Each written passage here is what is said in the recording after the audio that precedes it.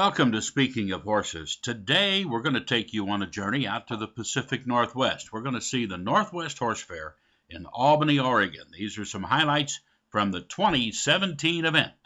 Let's watch.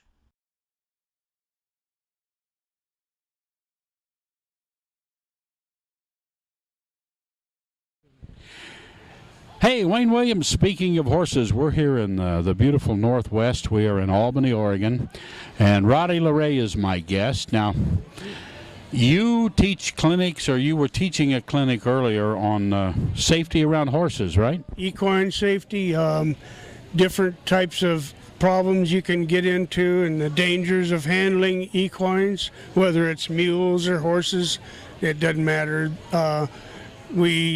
We try to teach people how to work around them and how to act around them, and how to keep out of trouble from getting your head kicked off or stepped on. Or well, there's a lot of things about the psychology of a horse that you have to understand a little bit. Correct me if I'm wrong, but a lot of this is trying to teach that person how that horse is perceiving or thinking. Exactly. All right, because if you're not getting the right perception there to them, you're going to be really surprised. Darn tootin'. Just because an animal's broke and just because they've been handled all their life doesn't mean that 1,200-pound horse or mule isn't going to kill you. So well, I've had things where I've had horses that I've said, geez, they're kid safe or they're dead broke or whatever. It does not exist.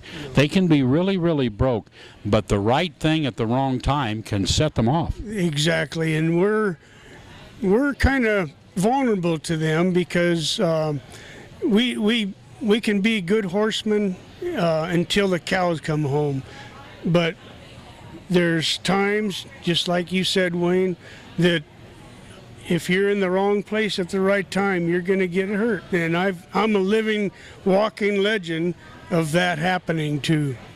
Oh, geez. Well, I mean, and think about it. I mean, I used to ride a lot of parades, all right? And you can be out there on a horse that you really trust, used to all this stuff, but something can happen with a car. I mean, a car could backfire. Yep. I had one mare one time. We used to have to go under a bridge, and the interstate went over us. All right, and just that rumble down there, if a semi went across up there and really banged something, they can trust you, but they're still afraid. That's right, and I've started a lot of colts in my life, and I really love doing that, and I've had a lot of broncs coming to my place, and I don't care how much you throw at them to get them broke at something. You can't cover all the bases. They're animals. They're going to respond to certain things that you never even thought of. Well, their defense mechanism is, first and foremost, is flight. Yes. So if something happens that they don't see coming, whether you're with them or not, if it's a surprise, flight could be part of the deal. That's right, Wayne. I've told a story in there today about a lady that had mules, and this is one of the things you're talking about right now. Brought that to mind. She was feeding her animals. They fed her animals every day, for years. She's an older gal. She's probably 70 at the time. She's pretty broke up now, but she went to feed, and then went back in the barn to get her supplements, and went between her animals, and apparently one of the animals thought it was another animal trying to weasel in on his food. Kicked the living heck out of her, knocked her ass over tea kettle, excuse my French, and put her in the hospital for a month. Yeah. Broke her jaw, broke her brain, her skull, knocked a bunch of teeth out, broke some ribs. And it was all innocent on the animal's part because they thought it was something else entirely. Exactly. Yeah. And so, like I said, you cannot cover all the bases. it's the things that you do every day that can get you in trouble. You get too used to it. Yes, you get too complacent. You know, just like leading one and you getting in front of it and somebody's spooking it from behind, you don't know it's coming, they jump right in the back. What's that old saying a cowboy says, I sleep out there under the stars with one eye open? Exactly. Yeah, that's a good one there. I'm telling you, that's right. You got to sleep with one eye Just pay attention. So where are you located? Right? I live in Flagstaff, Arizona, one of the hardest places in the world to train out of, but I love that country. You know, we get a lot of snow, and my arenas get muddy and ice over. And well, yeah, Flagstaff's what, 6,000 feet up, right? Flagstaff itself is 7,000, and I live at 6,500 feet, which is just below town, and we just get big storms and a lot of wind So how do people get a hold of you? Well, I'm in the show world mostly. I'm not typically. So what do you show? We show all around performance animals, English, Western. Okay. We do it all, but I'm getting away from that, from the English part, because I'm getting old and I'm getting broke up, and so I don't jump anymore. We don't discuss age, okay? Yeah, we do we do reining, we do pleasure, we do trail. I've won lots and lots and lots of championships with my mules. I have several world champions, and I've bought and sold and trained a lot of animals for people, and I've been doing it for about 30 years, and I want to do it at least 10 more years. There you go. Well, Roddy, thanks for joining. Hey, thanks for having me. Oh, my pleasure. Thank you very much. And you stay right here, because we're in the Pacific Northwest in Albany, Oregon, at the Northwest Horse Fair, right here on Speaking of Horses. The rural American lifestyle. It's how we work, and it's how we play. It's how we learn and how we enjoy the finer things in life. How we take care of our animals and tend to the land. It's a way of life. Has been for hundreds of years. Now there's a whole new way for rural America to watch TV. Well, hey, while we were at the beautiful horse fair, the Northwest Horse Fair in Albany, Oregon, we got a chance to look here at BreyerFest West. All the kids in their Breyer model horses.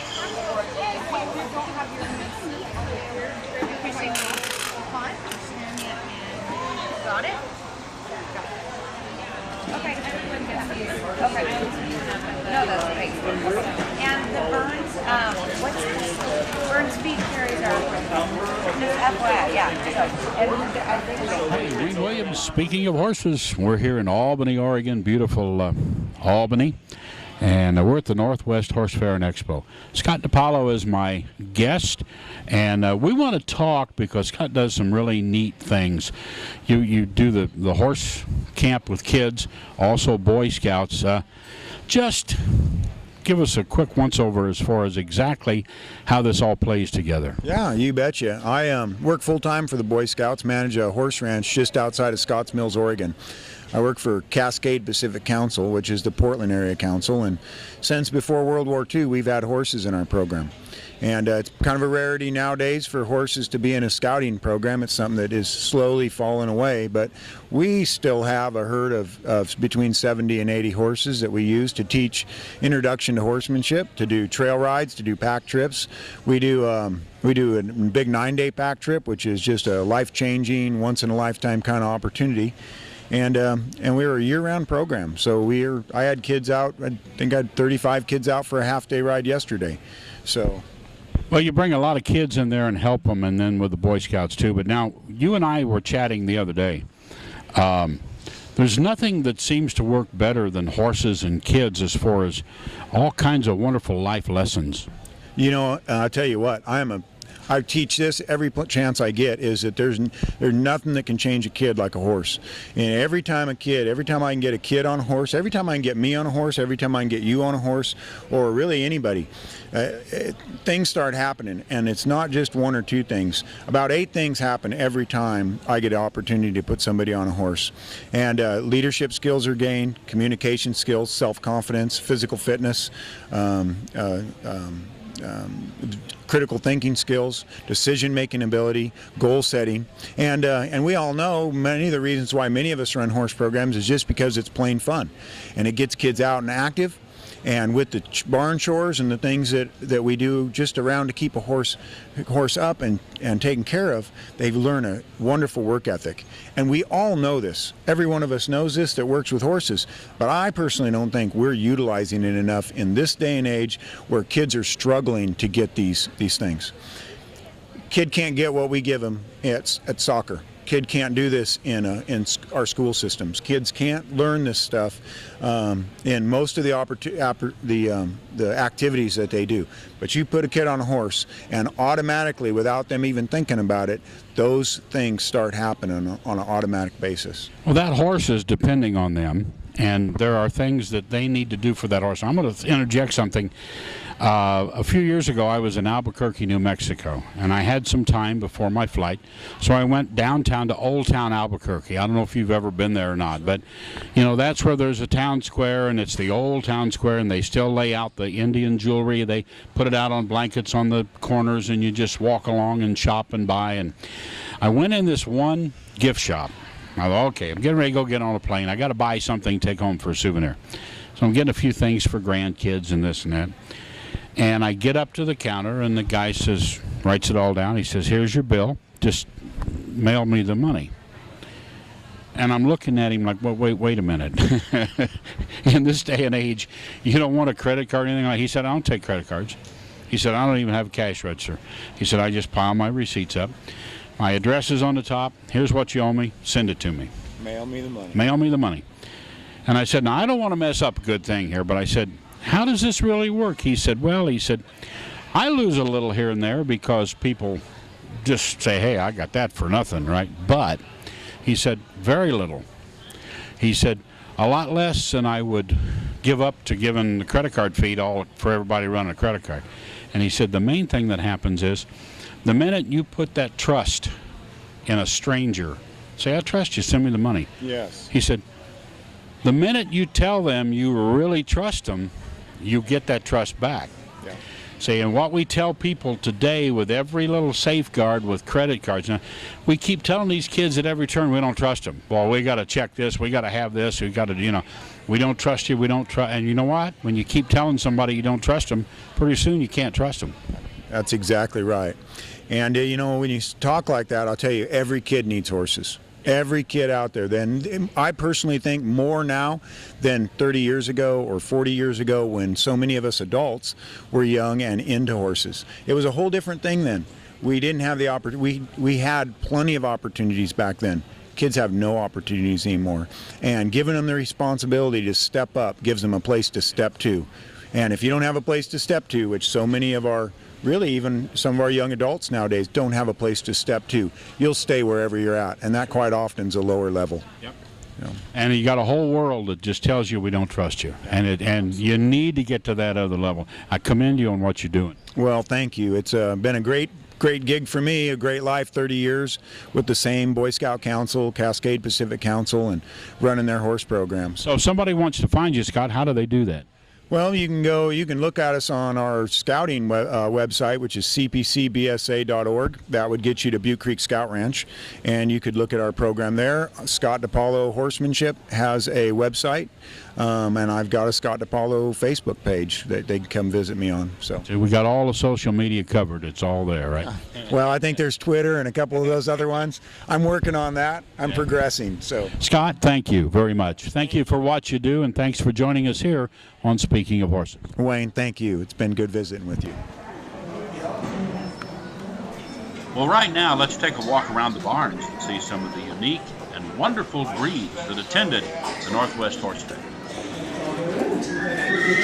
Bye, kids. Let's go. Come on. nearby and you have information about tigers and pictures of the stories. So stop by and meet the horses. Let's talk tigers. She's really hot. Kind of hot. She's a lot like Arta.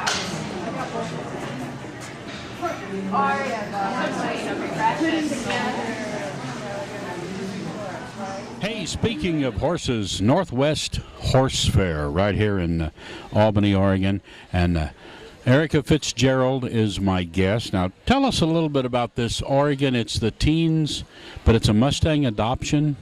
Correct. Tell us about the program. All right. So I'm Erica Fitzgerald. I'm the president and founder of Teens in Oregon Mustangs. We were founded in 2008 with the hope of finding hard-to-adopt Mustangs a loving forever home. So we take youth from anywhere. They can be, we have a Canadian contestant this year, in fact, and only deal with horses from Oregon. And we give all of the kids a horse for 98 days that they get to gentle and train through our program. We were strictly a youth program, but have expanded into an adult program as well. So we have 3 divisions. We have a yearling division with kids from 10 to 18 years old, a youth riding division for kids 14 to 18 years old, and an adult division. So you are running this here at the Expo, the Northwest Horse Fair, and there are you doing all the divisions here?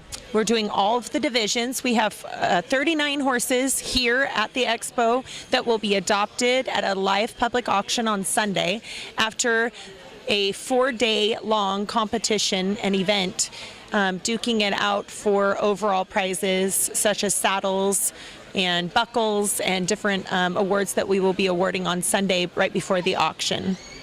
Now, correct me if I'm wrong, but this not only helps the horses find good homes, but it also helps the teens learn a lot of good lessons as well. That's our hope. We try to make this a win-win for the horses, the kids, the trainers, and to help the overpopulation and overabundance of wild horses in Oregon. Currently, the Oregon Corrals houses about 500 in the holding facility that need adopted. We're currently standing, each herd doubles in size every 4 years. Right now, the AML, the approximate amount of horses that should be on public rangeland is about 26,000, and we are just under 70,000 horses. So our public rangeland is very overgrazed and in need of culling, and the only way that they have found to do that is to gather to thin herds and to try to find adoptions. If the horses don't adopt while they're in the holding facility, they get transferred to long-term holding. And currently in long-term holding, we have 50,000 horses. There is no coming out of long-term holding. Once they go in, they may not come out. So for us, it's about just trying to give them that last-ditch effort, that shot of finding a home if we can, and utilizing our trainers to do that. Our trainers all have mentors and coaches. They're selected with an application process that we use in order to pick kids that have support, usually parent support, trainer support, 4-H leader, that sort of thing.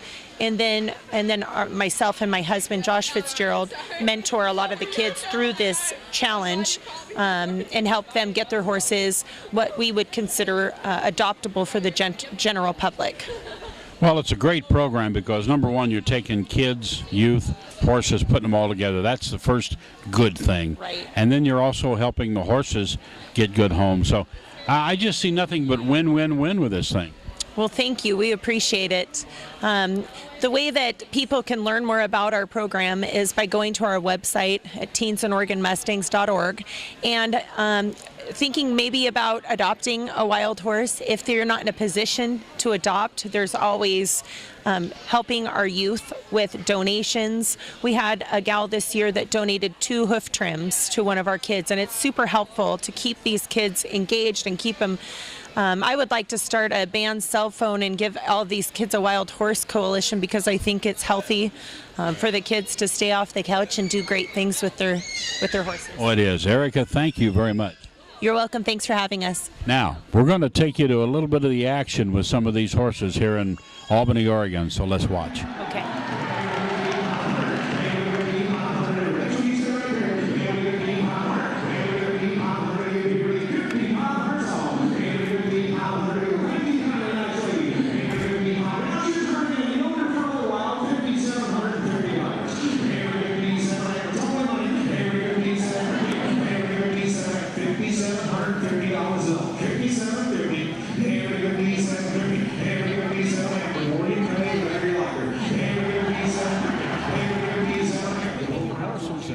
We're right here in the beautiful Pacific Northwest.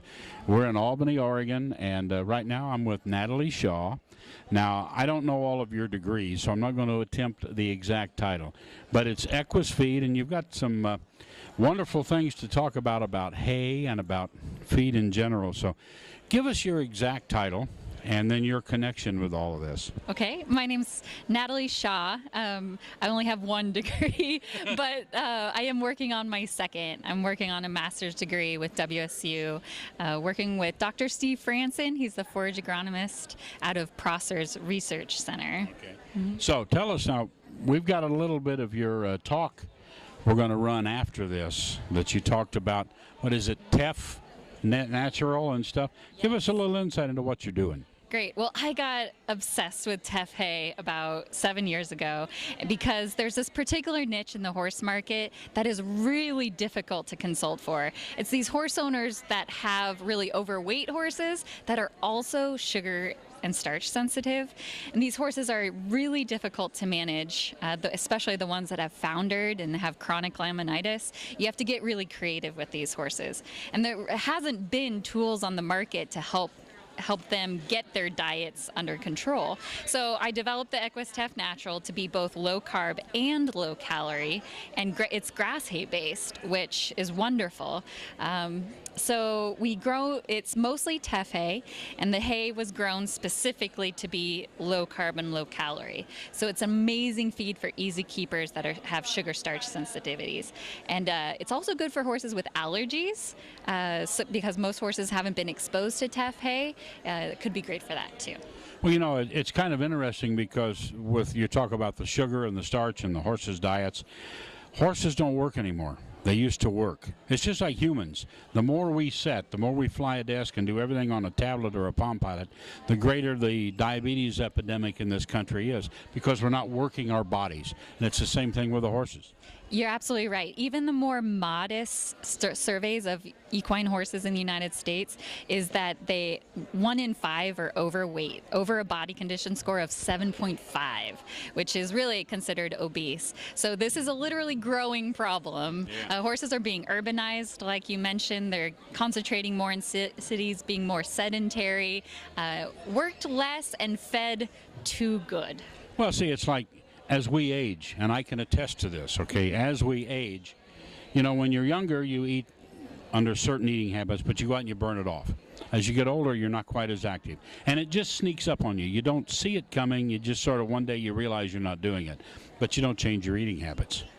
Yeah. So then, you know, that's when they talk about the middle-age spread and all the rest of this. It can come on because you're used to eating a certain amount of food. You're just not getting rid of it anymore. You're right. Problems like equine metabolic syndrome, crusty neck syndrome, insulin resistance, these are all problems that we're recognizing more and more in the horse world. Veterinarians are getting better and better at diagnosing them, and a lot of it is due to our modern day management practices. So, Natalie, how do people get a hold of you if they want to ask you questions? That's awesome. They can go to equusfeed.com, and any email through there will come to me. They can also go to my new website directory called lowcarbhorsehay.com. It's a directory that I'm building for people looking for low-carb hay. And that Equus is E-Q-U-I-S, Equus Feed. You're right. I wanted to point that out. That's true. It's a little different spelling. All right, right now, thank you for joining us, by the way. Thank you so much.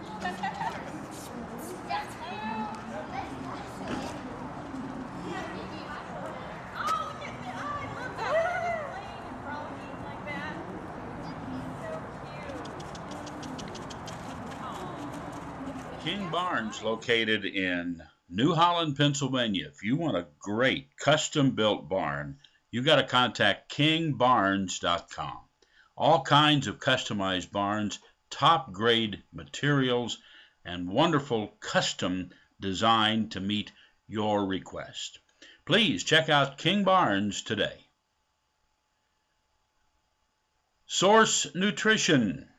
One of the fine sponsors, Source Nutrition, micronutrients developed from the seaweed harvested off the coast of Maine, aids in digestion, helps with older horses, keeps everything moving fine in your horse's digestive tract. Check out Source Nutrition.